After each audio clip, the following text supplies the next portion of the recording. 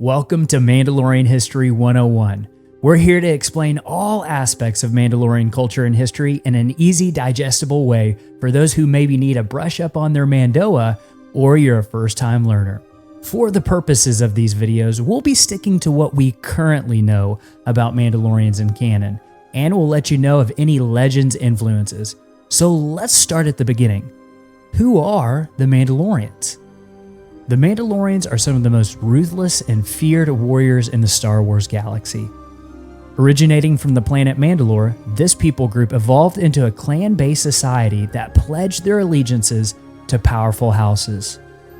In the old Legends timeline, Mandalorians started off as a race of warriors known as the Tongs and eventually adopted other species into their way of life.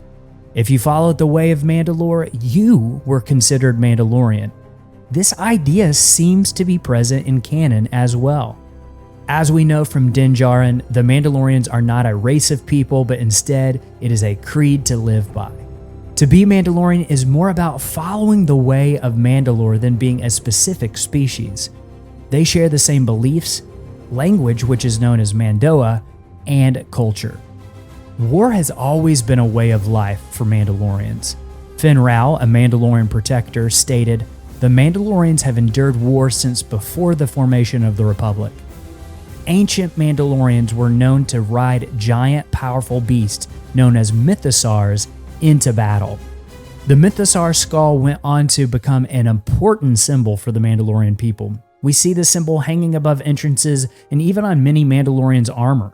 The Mandalorians' armor became extremely important to them as Mandalorian clans battled one another and eventually united.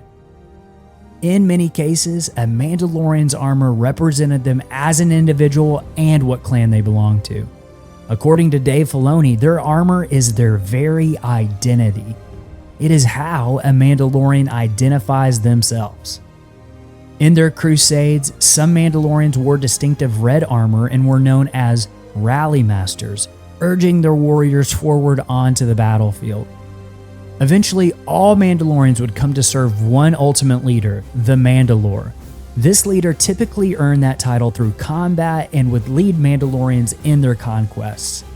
Once the Mandalorians had been united, the Mandalorians launched a crusade that left many planets conquered or devastated in their wake. Civilization after civilization fell to the Mandalorians as they marched towards the galactic core. It was there that they finally met foes they considered worthy enough to challenge them, the Jedi Order. In our next installment, we will be discussing the Mandalorian Jedi Wars that shook the galaxy and forced the Mandalorians to adapt their ways in order to defeat the Jedi. Be sure to like and comment on this video and to subscribe so you don't miss the next Mandalorian History 101. You can find us in your podcast app of choice as well as on Twitter and Instagram at COTWatch. You can also support us on our Patreon. And as always, keep the watch.